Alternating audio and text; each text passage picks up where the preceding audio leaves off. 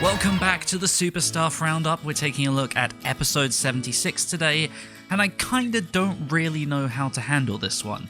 In long-running shows, you often get episodes that are clearly designed to be conservative. They're there for the B-team, they're there to simply waste a bit of time before the big stuff happens. We saw this recently with episode 64, which had pretty much no animation, yet episodes 65 and 66 were both fantastic. Sometimes the opposite happens, and after your big high, you drop down low again. Well, that's sort of what this episode is. After 2 months of fairly conservative in-between arc episodes, we had our great action one last week, and now we're back down to conservative again before we head into the new arc.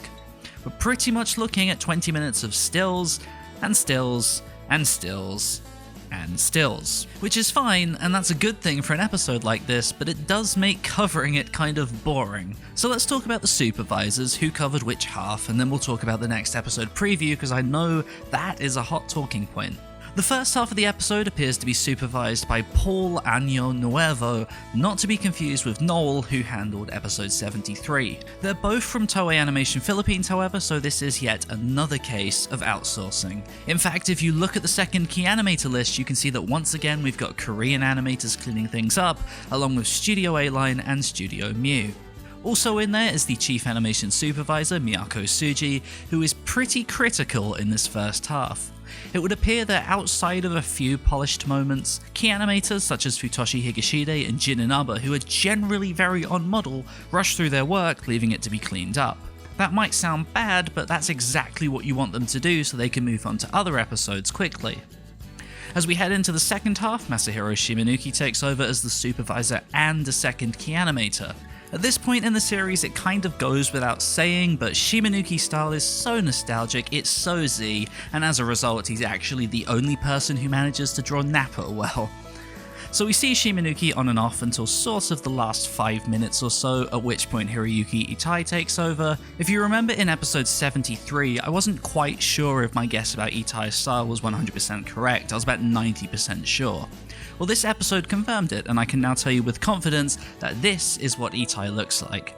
Admittedly, it's a lot rougher than usual, but then it wasn't very long since his last episode, and he's only really here to scribble out the ending. So that's it. Pretty much nothing episode on the whole, so let's talk about the NEP.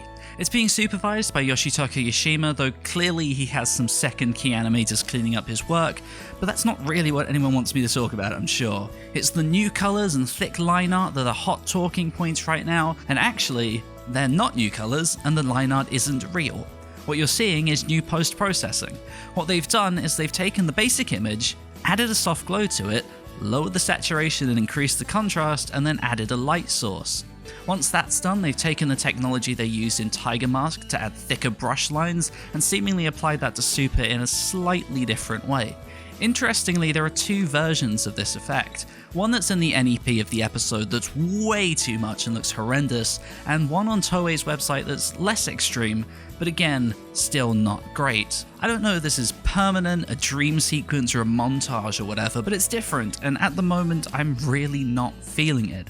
I want new and better colour design for Super, but this isn't it. Anyway, that's all for now. Let me know what you thought of the NEP in the comments section below, and I will see you next time.